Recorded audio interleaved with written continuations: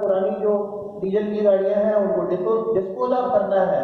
तो यहाँ पे आप देख रहे हैं कुछ कंपनियां हैं, अलग अलग तरह की जो कंपनियां हैं उनके लिए कुछ नई कंपनियां आ रही हैं। अब पर्यावरण के जो मानक हैं उन मानकों को जो पूरा कर रहा है वो कंपनियां एग्जिस्ट कर रही हैं, अदरवाइज गवर्नमेंट जो है दूसरों को शट डाउन कर दे रही है।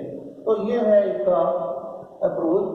अब फ्यूचर रिकमेंडेशंस क्या क्या हो रहा है आप लोगों ने सुन रखा होगा कि सस्टेनेबल डेवलपमेंट के लिए सबसे पहली जो कॉन्फ्रेंस हुई थी वो 1992 में रियो डी जेनेरो में हुई थी। इसका नाम था अर्थ समिट 1992 में। और हमारे यहाँ से जो पर्यावरण मंत्री थे उस समय के शायद पी चिदम्बरम, उन्होंने पार्टिसिपेट किया था रियो डी जेनेरो में। तो तब से हमारे यहाँ भारत में सस्टेनेबल डेवलपमेंट का, उसके बाद क्योटो प्रोटोकॉल और बहुत सारे ऐसे समिट हुए जहाँ पे student of BSc third year. My topic of seminar is ecological pyramids. So let's see कि इस प्रेजेंटेशन में हमें कौन कौन से टॉपिक देखने हैं। First we will see what ecological pyramids are and then how many types of they are. Third, importance क्या है ecological pyramids की and fourth, limitations क्या हैं. So let's start. Here you can see a clear image of ecological pyramid. जो इसमें base, first जो आपको base दिखाई दे रहा है, बार दिखाई दे रहा है, that is occupied by producers. तो किसी भी इकोलॉजिकल पिरामिड का जो बेस है वो प्रोड्यूसर्स ऑक्यूपाई करते हैं। देन नेक्स्ट जो प्राइमरी कंज्यूमर होते हैं, then secondary consumer, then tertiary consumer. So basically first we will see what ecological pyramids are. Ecological pyramids are the graphical representation of relationship between the living organism. मतलब कि किसी एक particular ecosystem में living organisms के बीच में क्या relationship है वो हम एक इकोलॉजिकल पिरामिड्स की मदद से देख सकते हैं। ठीक है।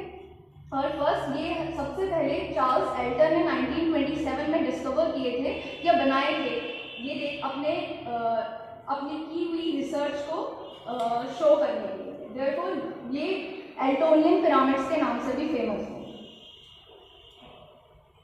They are ecological pyramids are basically three types: pyramid of number, pyramid of biomass, and pyramid of energy.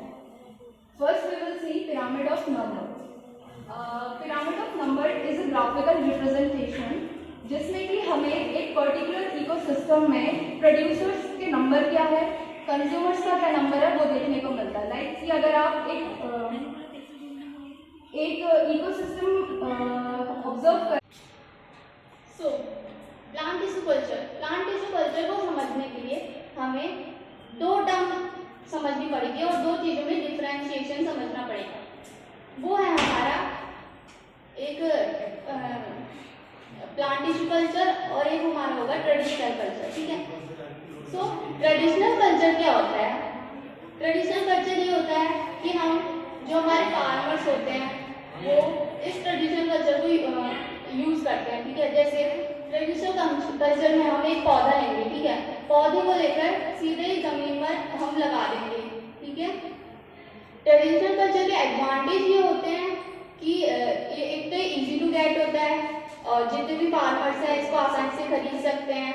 और इसका एक डिसएडवांटेज ये होता है कि जो ट्रेडिशनल कल्चर है इसमें जो पौधे होते हैं वो उनको डिसइंफेक्ट होने का खतरा रहता है। प्लांट टिश्यू कल्चर है as compared to traditional culture, इसमें क्या होता है? प्लांट टिश्यू कल्चर में इसमें हमें गुड क्वालिटी प्लांट्स प्राप्त होते हैं जो हम इन विट्रो में उसको ग्रो करते हैं। और प्लांट टिश्यू कल्चर का सबसे बड़ा डिसएडवांटेज ये होता है कि ये बहुत कॉस्टली होता है। सब लोग इसको आसानी से खरीद नहीं सकते, जो हमारे फार्मर्स हैं वो हमें आसानी से नहीं खरीद सकते। हालांकि प्लांट टिश्यू कल्चर जो है वो हमें गुड क्वालिटी प्रोडक्ट्स तो प्रोवाइड कराता है। और जो हमारे रेयर स्पीशीज़ हैं, रेयर स्पीशीज़ को हम इन विट्रो कल्टीवेट कर सकते हैं। सो प्लांट टिश्यू कल्चर ये होता है। सो प्लांट टिश्यू कल्चर जो है इसके भी बहुत सारे टाइप्स होते हैं, जैसे Embraer culture, organ culture, callus culture. तो जो मैंने टॉपिक लिया है वो है कैलस कल्चर। ठीक है।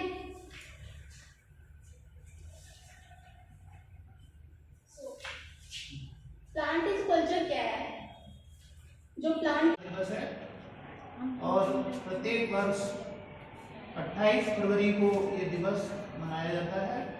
इसके पीछे उद्देश्य क्या है और इस बार का थीम क्या है, इसमें हम थोड़ा सा आप लोगों से डिस्कस करेंगे। तो आज इस सभागार में उपस्थित हुए हमारे प्रबुद्ध विद्वान साथी, कार्यक्रम का संचालन कर रही शिक्षा विभाग की प्राध्यापिका डॉक्टर सुषमा मक्कड़, योग विभाग के छात्र और बाकी जो भी छात्र हैं यहाँ पे साइंस के ही है ज़्यादातर। ऐसा लोगों में भ्रम है कि ये कार्यक्रम साइंस का है, साइंस ये है इसका अप्रोच। अब फ्यूचर रिकमेंडेशंस क्या क्या हो रहा है आप लोगों ने सुन रखा होगा कि सस्टेनेबल डेवलपमेंट के लिए सबसे पहली जो कॉन्फ्रेंस हुई थी वो 1992 में रियो डी जेनेरो में हुई थी, जिसका नाम था अर्थ